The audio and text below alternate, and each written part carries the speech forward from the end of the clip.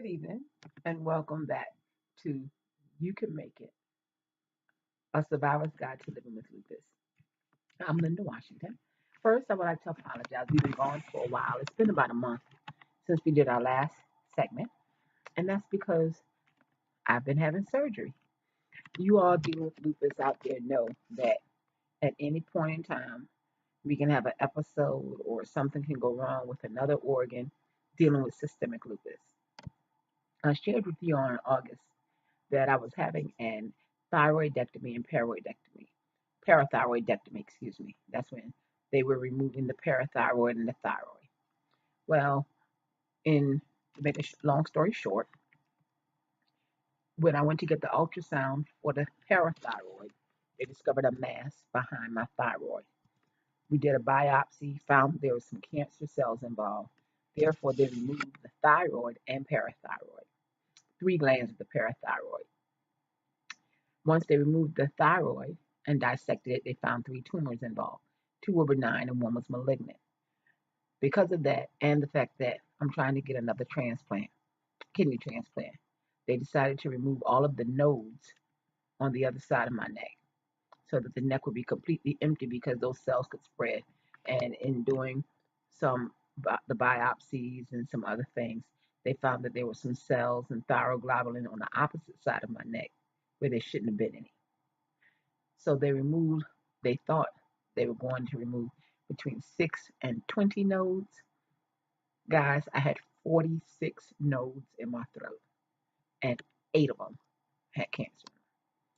So I'm very grateful tonight because if it was not for the grace of God, they wouldn't have found the tumor in my thyroid nor the nodes with the cancer in them. And I could be coming to you all tonight with a very different story. So, meanwhile, I know you all are seeing this huge bandage on my neck. After I had the nodes removed on the 26th of October, my neck began to swell and I had it aspirated a couple of times and it was holding a lot of fluid. So I had to have a drain put in and consequently a compression dressing to help the chambers where the nodes used to be at empty out and collapse. Then they can heal and no more fluid will collect in my neck. So that's why you see this big ugly thing on my neck tonight. But I know you're saying, well, Linda, you sure are sharing a lot with us. And it's in hopes that what I'm sharing will encourage somebody, will let someone see that they're not alone in what they're going through. Because in dealing with lupus, we deal with a lot. I've been dealing with lupus now for 24 years. I was diagnosed in 1992 when I was 18. Since then, I've had three joint replacements, both hips, one knee. They need to do the other knee and looking at one shoulder. I've had been on dialysis really three times. The first time was about a month or two, and the Lord granted me with a miracle. My kidneys came back for 4 years. Then this last time, I had a kidney transplant. That transplant lasted for 5 years, almost 6 years. And then we had a medical mishap due to some medication problems and changes. The kidney failed and they could not save it in time.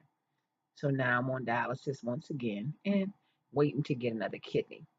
That being said, that's why it's so important that any discrepancy they found in my throat with the thyroid, everything has to be removed. So there's one more phase to this treatment in which I have to receive a radioactive isotope to make sure that all of those thyroid cells have been killed. But that being said, I don't know what all you're going through. If it could be lupus cerebritis, like me, lupus nephritis, dealing with lupus of the heart, pericarditis, whatever the situation is. I know it can be frustrating. I know it can be hard, especially with all of the hospitalizations. You're looking at someone who was on chemotherapy twice, lost all of my hair three times. And thank the Lord, you can see it grew back. And it's been a very rough road. But I want you to be encouraged because despite what we go through, God is not going to leave us.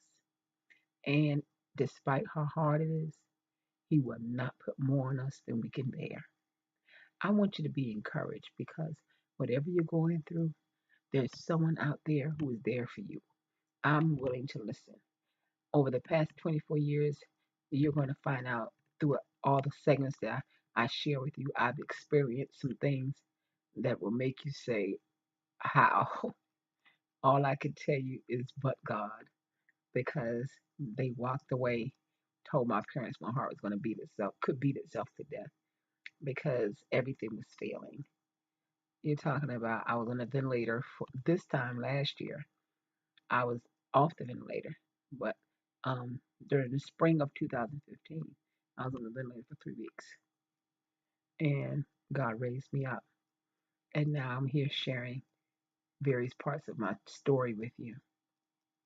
So I ask that you just be encouraged. If you have any questions, concerns, if there's something you're going through with lupus and you need someone to talk to, please email me at moon underscore LDW at yahoo.com, or you can email me at Gmail, which is SKEEWEELDW, that's SkeeWeeLDW at gmail.com. And of course, here on YouTube, you can always leave a message for me and I'll find it there. But please, I want you all to be encouraged and know that no matter what you're going through, no matter how hard it may be, no matter how frustrating it may be, you are not alone and you can make it.